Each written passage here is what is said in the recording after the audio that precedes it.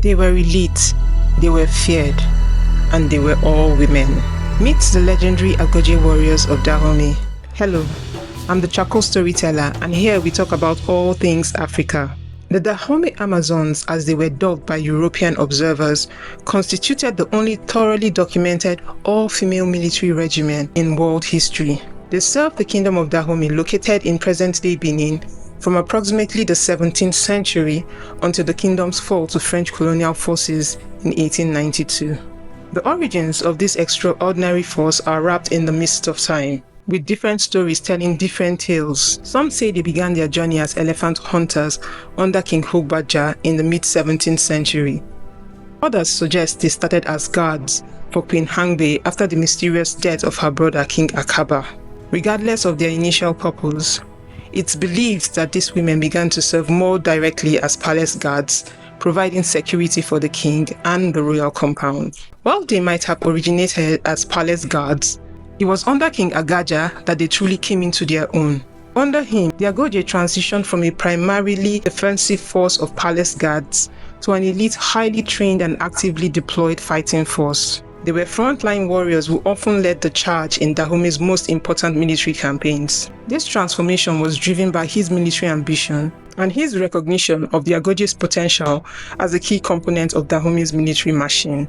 The Agojie stand out in world history because they weren't just a small ceremonial unit or a legendary tale embellished over time. They were a large, well-documented military force that existed for centuries as an integral part of one of Africa's most powerful kingdoms. While other historical accounts of women warriors might be shrouded in myth or limited to individual heroines, the Agojie were very real, very numerous, and very formidable. But perhaps what makes their story most remarkable is how well documented it is. European visitors to Dahomey would write home in amazement about these fearsome warriors, hardly believing what they were seeing, providing us with clear evidence of their existence, their capabilities, and their importance to the kingdom.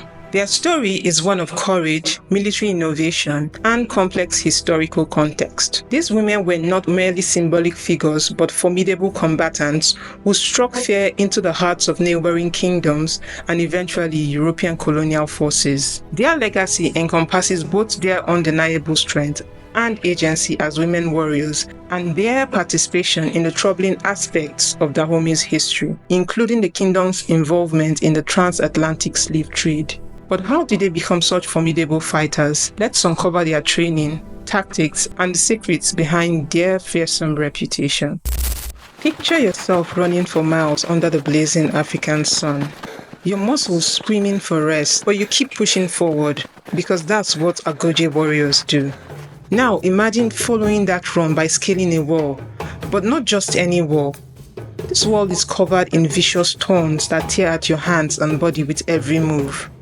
Yet, you climb, because you know that in real battle, you might need to scale an enemy's fortification under even worse conditions. While precise details of their daily routines are not fully documented in surviving records, descriptions of their activities, such as scaling walls and engaging in close quarters combat, indicates training focused on strength, agility, endurance, and tactical prowess. But the thorny walls, that was just one part of their incredibly demanding training regimen. These women would lift weights to build raw strength, perform agility drills to improve their speed, reflexes, and coordination, and engage in grueling hand-to-hand combat practices. They weren't just building muscles, they were forging themselves into living weapons. Speaking of weapons, the Agojie were like the elite forces of their day. They mastered everything from traditional machetes to clubs to the latest European firearms of the time. Imagine a warrior who could start a battle by firing a devastating musket volley,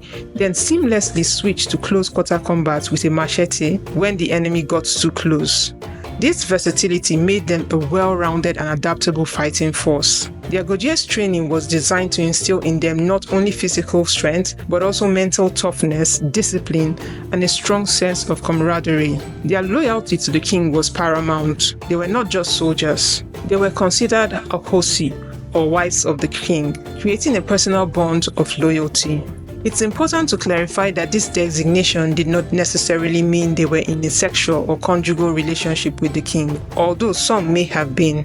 It was primarily a symbolic title that connected them directly to the royal household. By being designated wives of the king, the Agojie were brought into a close symbolic relationship with the monarch. This elevated their status, fostered deep personal loyalty, and made their service a matter of personal honor and devotion, going beyond the typical soldier-commander relationship. This unique connection played a crucial role in their discipline, motivation, and overall effectiveness as an elite fighting force. While not a direct part of their physical training regimen, the wives of the king designation played a crucial role in shaping the Agojie's mindset, motivations, and overall effectiveness as warriors. Their training turned them into an unstoppable force. Let's see how they used it to expand Dahomey's power. The Agojie, more than just defenders of Dahomey, were instrumental in expanding its empire. Under King Agajie's leadership, they played a pivotal role in the conquest of Alada in 1724 and Ouidah in 1727. These victories, particularly Ouidah's coastal access, dramatically boosted Dahomey's economic and military power, doubling its territory in just 3 years and establishing it as a dominant force on the slave coast. Their effectiveness wasn't solely due to their military prowess. The Agojie were masters of psychological warfare. Their uniforms, similar to their male counterparts, often concealed their gender until close combat, creating a shocking and unsettling surprise for their enemies. Moreover, the sheer novelty of an all-female fighting force, combined with their fierce reputation, instilled fear and unease. Organized into specialized regiments like huntresses, riflewomen, reapers, archers, and gunners, the Agojie were a diverse and formidable military machine. Their skill and longevity set them apart in world history. Unlike smaller temporary female units, they were a large, permanent, and professional force that significantly shaped Dahomey's destiny. However, their history cannot be fully understood without acknowledging Dahomey's deep involvement in the transatlantic slave trade. Beginning in the 1680s, Dahomey became a major player in the trafficking of West Africans, with the Agojie actively participating in the military campaigns that supplied this trade. These annual campaigns, crucial for territorial expansion and capturing slaves for European traders, were a normalized part of Dahomean life. The Agojie fought in these raids, captured prisoners, and returned them to Dahomey, contributing to both the kingdom's wealth and the transatlantic slave trade. While some captives served within Dahomey, many were sold to Europeans. This participation places the Agojie within a morally complex historical context. They were powerful, autonomous women, yet also complicit in a dehumanizing system. As historian Lynn Ellsworth-Larsen points out, the Agojie were symbols of strength, but they are also complicit in a problematic system. Understanding the Agojie requires acknowledging this complexity.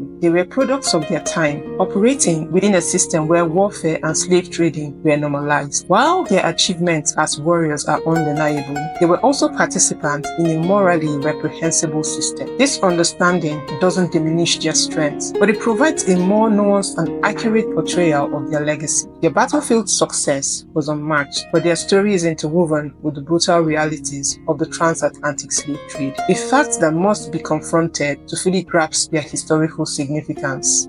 But how did they fare against European invaders?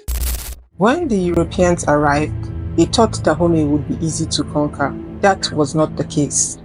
By the late 19th century, European powers were intensifying their colonization efforts in Africa. Dahomey, with its strategic location and valuable resources, became a target for French expansion. They viewed the African kingdoms with a sense of superiority, assuming that their advanced technology would easily overcome any resistance, thereby underestimating the strength, organization, and the determination of African armies. This was certainly the case with Dahomey, which led to two major conflicts known as the Franco-Dahomean Wars. The Agojie in particular were a significant surprise to the French. The concept of a large, well-trained, all-female fighting force was completely outside of their expectation and challenged their preconceived notions about African warfare. The first clash, the Franco-Dahomean War of 1890, was a wake-up call for the French. Dahomey, with the Agojie leading the charge, actually pushed back the initial French advance, forcing them to call for backup. Even though they were outgunned, the Agojie were tactical geniuses. They knew their muskets couldn't compete with French repeating rifles and artillery, so they got up close and personal. Machetes flashed,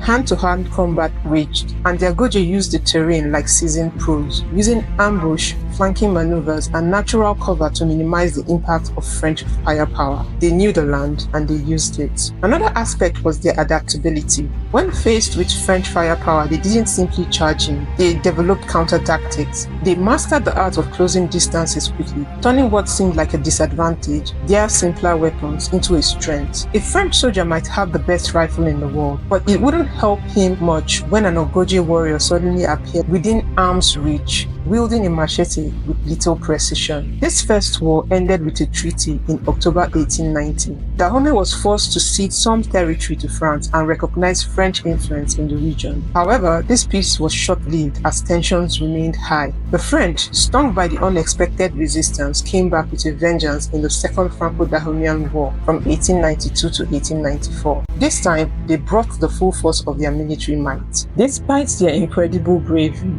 and tactical brilliance, the Agojie and the Dahomean army were ultimately defeated by sheer firepower, but they left a mark, a huge mark. At their peak, the Agojie made up a staggering 40% of Dahomey's entire army, a fact that astonished European military observers. So while they couldn't ultimately prevent colonization, the Agojie's legacy as fearless, strategic, and utterly remarkable fighters lives on.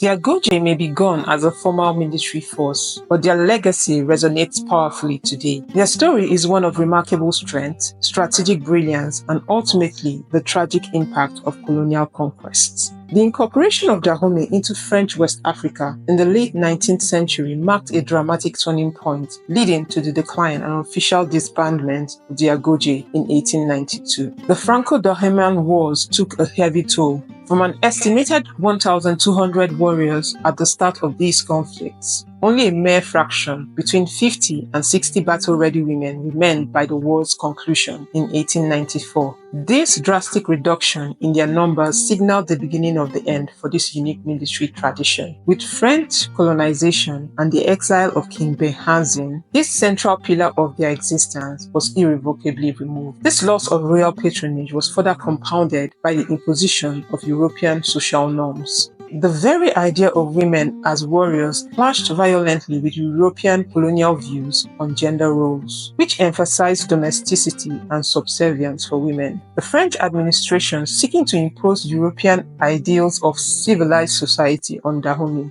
deemed the Agojie incompatible with this vision. The colonial administration brought significant changes to key aspects of Dahomean administration and politics, fundamentally altering the societal framework that had allowed the Agojie to thrive. Despite this disbandment, Agojie's legacy endures. In modern Benin, they are celebrated as a symbol of national pride, resilience, and identity, inspiring various cultural expressions. Their stories, retold through films like The Woman King and other media, reach global audiences challenging gender stereotypes about leadership and combat capabilities. They held positions of authority, demonstrated exceptional combat skills, and occupied prominent roles in Dahomean society, directly contradicting the notion of women as solely domestic or incapable of traditionally masculine pursuits. This increased visibility brings much-needed attention to often overlooked aspects of African history, challenging Eurocentric narratives and showcasing the complexity of pre-colonial African societies. Their story also prompts important discussions about their complex role within the Atlantic slave trade, encouraging a more nuanced understanding of African history and its power dynamics. The Agojie were more than just warriors. They were symbols of resilience, power, and a testament to the diverse roles women have played throughout history. Their legacy continues to inspire, educate, and challenge perceptions, making them an enduring symbol of African heritage and female empowerment on a global stage.